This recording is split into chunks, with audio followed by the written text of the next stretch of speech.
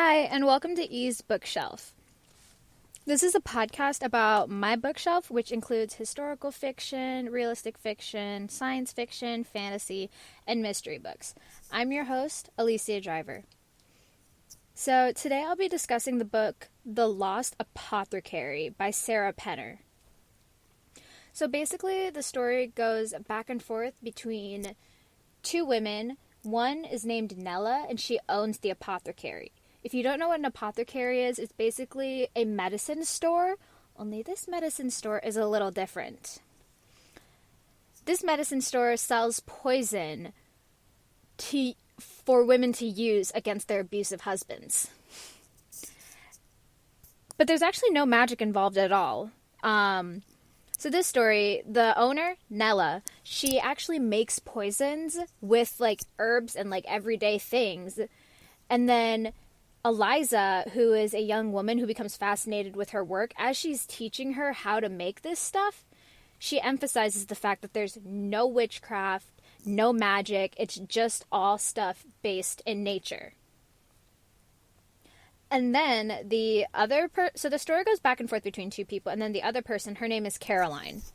She's a modern-day woman who has completely forgotten her passion for uncovering historical secrets.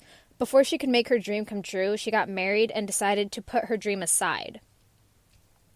And then on the 10-year wedding anniversary of Caroline and her husband, she discovers that her husband has been unfaithful. They had planned a trip to London to celebrate their anniversary, and everything was already paid for. So Caroline decides to go alone. She took some time to remember all the dreams that she had given up, and while she's exploring London, she finds a vial with a bear logo on it. I really like this book because it made me feel like I was walking in London myself, and I had never been to London. So she finds this vial with a bear logo on it, and she begins to research it at a local library. But then out of nowhere, her husband arrives at the hotel. And then he claims that he cheated on her because he was unhappy with his life, which is not an excuse. And he asks Caroline if she has any Dayquil because he's just not feeling amazing. So she tells him that she doesn't, and then she recommends eucalyptus oil for him to rub on his chest. And she leaves to continue her research. When she returns home, she finds out that he drank the bottle. Yeah. And so anyway, so she calls for help. And then because she's been researching this apothecary, she has a notebook, and written inside are all the research and all the notes about the apothecary. And then obviously, since this place sells poison, when the police come and then the paramedics come, they think that she poisoned her husband, because inside the notebook she wrote non-poisons needed to kill. So, but obviously they don't know it's tied around her research because, they just don't know. So, the other side of this story takes place in the 1700s, and then Eliza, the young lady, she goes into Nella's shop to pick up a poison for her mistress. She's basically a young girl who's a maid. And so she goes to the store to pick up something for her boss, and then she starts to become curious about Nella's business. So she returns to her mistress, and then she feeds her mistress's husband the eggs that contain the poison that she got from the shop, and then the husband falls ill, and then he dies. So she returns to Nella, and then while her boss is away, and then she becomes absolutely fascinated with her work. And while Nella is teaching Eliza, a woman comes into the shop asking to buy poison to kill the woman that her husband has been having an affair with. And Nella refuses to have another woman die at her hands. And then this lady threatens to reveal to the authorities the type of things that Nella sells. So basically it's this underground type black market business that only the women know about, or at least rumors have spread to where, so during the day she sells regular medicine, but then during the night she sells poison. So the lady threatens to tell, and then so Nella agrees to sell the poison to the woman, and then the woman comes back, and then she claims that her husband is dead. She claims that her husband drank from the cup that was meant for the lady he's been cheating on her with. And then soon after the woman dies, that woman, her maid, finds a vial with the bear logo on it. And then she takes a wax impression and then reports it to the authorities. And then many people notice that they're finding similar vials right after the death of a loved one. The lady returns to Nella and then explains the incident about, her maid finding the vial. So then Eliza and then Nella, they both run from the authorities, and then they catch themselves at a bridge. Eliza is a young girl who still believes in magic, so she drinks something that says, and she drinks a bottle of something, and then she says, "Oh, this will save me."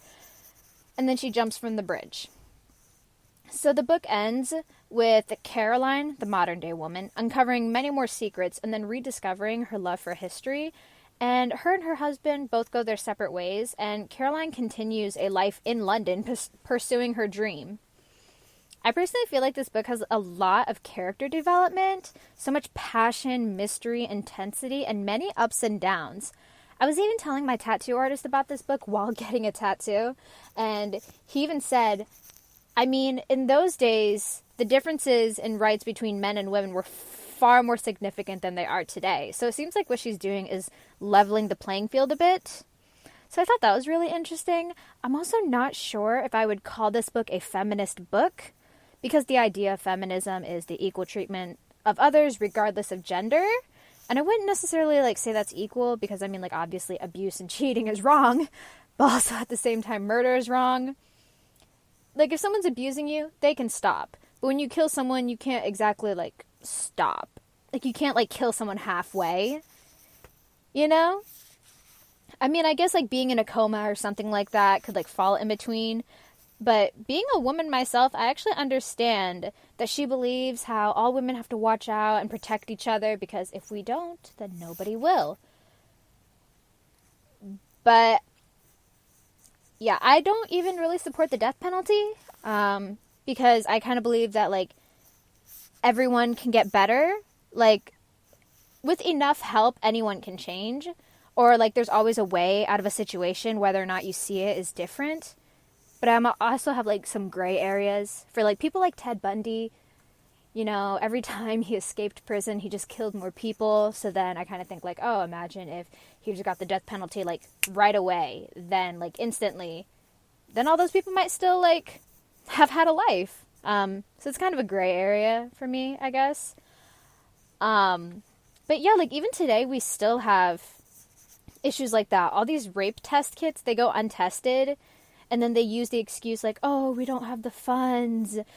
So when people say, why didn't you report it? Or even when someone gets a rape test kit, the evidence, they still can't be used because it hasn't been tested. So many rape kits are thrown away because the funds aren't there. And it really makes me wonder where my tax-paying dollars are going. So, even though, today men and women still aren't necessarily equal, I guess I can understand, how in the 1700s, she's just oh, we don't have any rights, so me doing this business will, help, it'll help even things out, and, yeah, but I really like this book, and I would highly recommend this book to a lot of people, especially young women or anyone interested in historical fiction. Yeah, I think it's pretty self-explanatory, Yeah, I feel even though, this book takes, place in the past, I can still relate to it. I've actually never been cheated on myself, but, stuff like that, you can still, sort of relate to the character. I haven't met the author, but I do wonder if she herself identifies as a feminist, because so many people label this book as a feminist book. So I wonder if that was, the target for the author. I also kind of wonder, I researched this author, Sarah Penner, and she's an American author, so I was kind of wondering, why she chose London as the setting, considering that she's an American author. I researched her a little bit. I think she went to college somewhere in Kansas. But her major in college was not in the medical field, so I'm kind of curious as to like how she like led towards like an apothecary, like how she like led towards, you know, like a medical type of issue. I actually work at an acupuncture clinic myself, which practices like Eastern medicine, especially like Chinese medicine. So I kind of wonder like how much she knows about like the type of medicine that's practiced in Western cultures, like in Europe and stuff like that. And I also wonder as to if she feels like what Nella did was logical or not. Yeah, just because like does like yeah, like is what she did fair? Is what she did like okay? Yeah, and I also wonder, so the way that Nella and Eliza die is not really clear. So I wonder if the author did that on purpose or if there's a real answer that I somehow just missed. Yeah, but if you want to ask me any questions on a future episode, then you can message me at aliciadriver@gmail.com. And that's ELLYSIADRIVER@gmail.com. Or you can follow me on Instagram at aliciadriver. And next time I will be back with A Feigned Madness, which is about it's about a young journalist who pretends to be crazy so she can get into a mental hospital and expose all the different types of abuses that happen. And it's written by Tanya Mitchell. Also, check out Beyond the Book with Julie on YouTube for author interviews. She was the one who recommended the Lost Apothecary to me, and she has a lot of good book recommendations. And you can also follow her on Instagram at The Julie Chan Show. So, until next time!